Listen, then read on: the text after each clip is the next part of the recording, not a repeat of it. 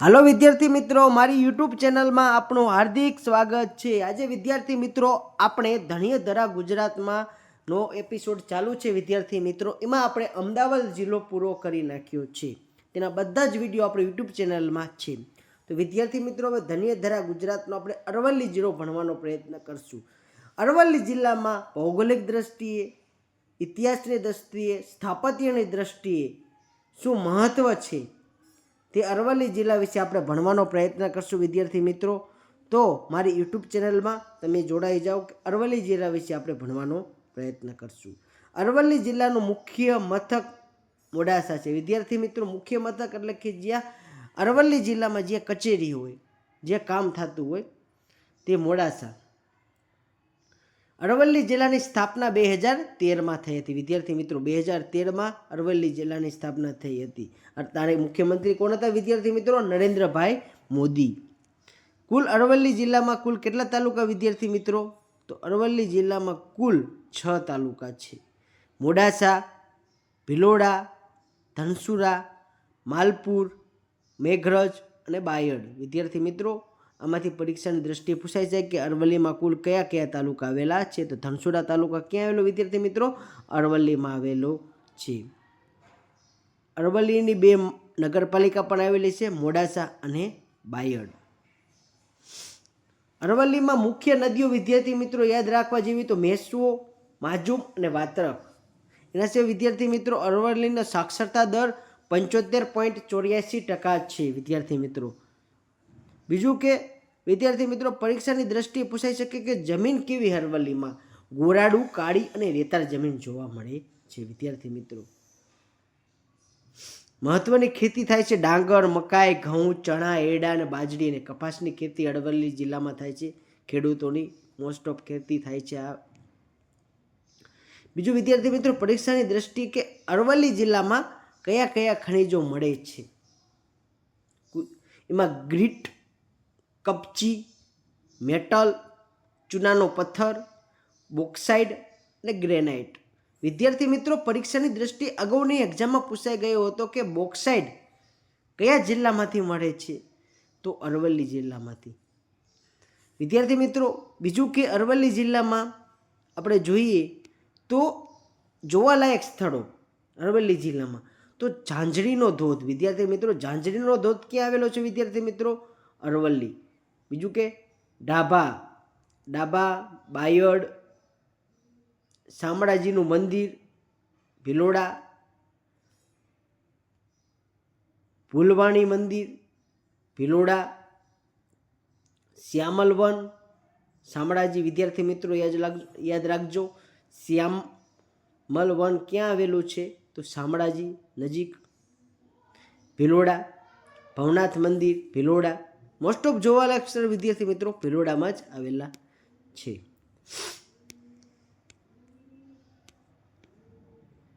બીજું વિદ્યાર્થી મિત્રો આજે છે શામળાજીનું મંદિર જોઈએ। હવે આપણે અરવલ્લી જિલ્લા વિશે ઓળખ સમજીએ। અરવલ્લીની ગિરિમાળાએ સાબરકાંઠા અને અરવલ્લીની ટેકરીઓનું સ્વરૂપ છે। ઇતિહાસે કરવટ બદલીને 15/8/2013ના રોજ મોડાસા, ભિલોડા, ધનસુરા, માલપુર, મેઘરજ અને બાયડ તાલુકાનો સમાવેશ કરી અરવલ્લી જિલ્લાનું પુનઃગઠન તથા નવો જિલ્લાનો ઉદય થયો હતો। તેનું નામ અરવલ્લી જિલ્લો હતું। સાબરકાંઠામાંથી વિભાજિત થયેલ તાલુકાઓના ભાગને અરવલ્લી નામ આપીને જિલ્લાની નવરચના કરવામાં આવી છે। વિદ્યાર્થી મિત્રો ભૌગોલિક દ્રષ્ટિએ અરવલ્લી જિલ્લાનું મહત્વ શું છે? ભૂગોળની દ્રષ્ટિએ તો વિદ્યાર્થી મિત્રો રાજસ્થાનમાંથી ગુજરાતમાં પ્રવેશવાના ધોરીમાર્ગ પર આવેલા અરવલ્લી જિલ્લાની ભૂરચના પણ આ પ્રદેશની પ્રજાના જીવન ઘડતરમાં મહત્વનો ભાગ ભજવ્યો છે।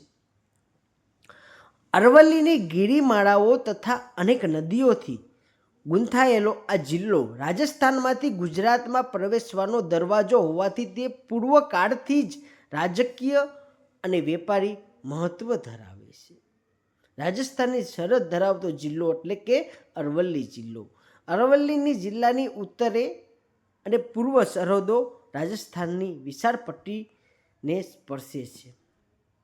પશ્ચિમે સાબરકાંઠા જિલ્લો આવેલો છે તથા દક્ષિણમાં ખેડા અને પંચમહાલ જિલ્લાની સરહદો સ્પર્શે છે. તો વિદ્યાર્થી મિત્રો, અરવલ્લી જિલ્લાની કયા કયા જિલ્લાની સરહદો સ્પર્શે છે? તો વિદ્યાર્થી મિત્રો યાદ રાખજો કે સાબરકાંઠા, ખેડા અને પંચમહાલ જિલ્લાઓની સરહદ સ્પર્શે છે. આ જિલ્લાની ઉત્તર અને પૂર્વ બાજુએ અરવલ્લીની વિસ્તૃત ગીરીમાળાઓનું કુદરતી રક્ષણ મળી રહ્યું છે. આ ગીરીમાળાઓનો વિપુલ પ્રમાણમાં ખનિજ સંપત્તિ પૂરી પાડે છે. મેઘરજ અને ભિલોડા વગેરે તાલુકાના વન વિસ્તારમાં વસવાટ કરી જીવન જીવતા આ લોકો મજબૂત બાંધાના ઘડતલ ખમીરવાળા છે. ભૌગોલિક પરિસ્થિતિની પ્રજા જીવન પર ખાસ અસર વર્તાય છે. પર્વતોની હાડમાળાઓમાંથી વહેતા સંખ્યાબંધ ઝરણા, વાત્રક, મેસો અને માજુમ વગેરે નદીઓ અરવલ્લીની પ્રજાને પોષણ પૂરું પાડે છે. વિદ્યાર્થી મિત્રો, કે કહેવાય અરવલ્લી જિલ્લામાં આપણે જોઈએ તો અહીંયા એક અરવલ્લી ઉપર જે ઝરણા જે એડવેન્ચર ટૂર બની રહ્યા છે વિદ્યાર્થી મિત્રો. બીજું કે અરવલ્લીના પ્રવાસન સ્થળો જોઈએ તો શામળાજીનું મંદિર, જે 1500 વર્ષ પહેલાં અવશેષો ધરાવતી એક ભવ્ય નગરી એટલે કે આજની તીર્થભૂમિ એટલે કે શામળાજી. કાળના પંજામાં લુપ્ત થયેલી નગરીમાં આજે ગદાધર ભગવાન શામળાજીની મૂર્તિ વિરાજે છે. તે શામળાજીનું મંદિર ક્યારે અને કોણે બંધાવ્યું તેનો ઇતિહાસ ઉપલબ્ધ નથી. એટલે કે શામળાજીનું મંદિર કોણે બંધાવ્યું છે અને ક્યારે બાંધ્યું તેનું કંઈ જાણવા મળતું નથી. પરંતુ શામળાજીની આજુબાજુના વિસ્તારમાં સાપડેલ અવશેષો ઉપરથી પુરાતત્વ ખાતાની દ્રષ્ટિએ 1500 વર્ષ પહેલાં અહીં નગરી અસ્તિત્વમાં હોવી જોઈએ. પ્રખ્યાત જર્મન પુરાતત્વવિદ ડૉક્ટર બોઝ શામળાજીના કેટલાક શિલ્પ 6ઠ્ઠી સદીના ગણે છે. તો વિદ્યાર્થી મિત્રો યાદ રાખજો કે શામળાજીના જે શિલ્પ 6ઠ્ઠી સદીના કોણ ગણે છે? તો પુરાતત્વવિદ ડૉક્ટર બોઝ. અહીંથી 6ઠ્ઠી સદીની મળી આવેલી મૂર્તિઓ અને દેવની મોડી વિસ્તાર પણ મળી આવેલ છે. દેવની મોડીનો સ્તૂપ વિદ્યાર્થી મિત્રો યાદ રાખજો ક્યાં આવેલો છે? તો અરવલ્લી જિલ્લામાં આવેલો છે. 21 ઇંચની લંબાઈ ઈંટોના થરના થર પ્રાચીન સમયની ભવ્ય નગરી હોવાથી વાતને સમર્થન આપે છે કે વરાહમિહિરે 5મી સદીમાં માતૃ પૂજા વિશે લખ્યું છે અને અમરકોશમાં 7 માતુકાઓના નામ આપ્યા છે: ઐન્દ્રી, વરાહી, મહેશ્વરી, કોમરી વગેરે માતુકાઓની મૂર્તિઓ શામળાજીમાંથી મળી આવી છે. એક લોહી નીતરતું દાનવનું કાપેલું માથું હાથમાં લઈ ઊભેલા ચામુંડમાની મૂર્તિ અહીંથી મળી આવેલ છે. તે પણ 5મા શેકાની છે. વિદ્યાર્થી મિત્રો યાદ રાખજો કે એક લોહી નીતરતું દાનવનું કાપેલું માથું હાથમાં લઈ ઊભેલા ચામુંડમાની મૂર્તિ ક્યાંથી મળી આવી છે? તો યાદ રાખજો શામળાજીમાંથી મળી આવેલી છે. કળશી છોકરાની માના નામે ઓળખાતી મૂર્તિના અવશેષો પણ મુંબઈ પાસે આવેલા એલિફન્ટાની ગુફાઓમાં શિવના ત્રિમૂર્તિના પ્રખ્યાત શિલ્પ મળતા આવે છે. તો વિદ્યાર્થી મિત્રો યાદ રાખજો કે એલિફન્ટાની ગુફાઓમાં શિવના ત્રિમૂર્તિના પ્રખ્યાત શિલ્પ મળી આવે છે. એલિફન્ટાની ગુફા ક્યાં આવી વિદ્યાર્થી મિત્રો? તો મહારાષ્ટ્રના મુંબઈ ખાતે આવેલી છે. શામળાજી સાથે જોડાયેલા તીર્થ મેસો અને પિંગળા નદીના સંગમ સ્થાન ક્યાં વિદ્યાર્થી મિત્રો જોડાયેલું તીર્થ ક્યાં આવેલું છે? શામળાજી તીર્થ મેસો અને પિંગળા નદીના સંગમ સ્થાને નાગધરો, હીરચંદની મોરી, રણછોડરાયનું મંદિર, દેવની મોડી, કળશી માતાનું મંદિર મળી આવેલ પ્રાચીન બૌદ્ધ અવશેષો વગેરે ઉપરથી એક વાતની પુષ્ટિ થાય છે કે એક સમયનું અતિ પ્રાચીન અને પવિત્ર સ્થળ હશે શામળાજી. સંવત 1728માં શામળાજી ઉપર આક્રમણ થયું હતું. વિદ્યાર્થી મિત્રો, કાણે આક્રમણ થયું હતું શામળાજી ઉપર? 1728માં. ઈડરના મહારાજા અને બીજા ઠાકોરોએ વીરતાથી સામનો કર્યો હતો. શામળાજી મંદિરમાં લક્ષણો પ્રવેશ્યું, મૂર્તિઓ તોડવા માંડી. અંદર દાખલ થઈને ગરુડજીનું નાગ છુંદ્યું, એ સાથે ચમત્કાર સર્જાયો. ગરુડજીના છેદાયેલા નાકમાંથી અસંખ્ય ભમરાઓ પ્રગટ્યા અને લક્ષણના સૈનિકો ઉપર ભમરા તૂટી પડ્યા.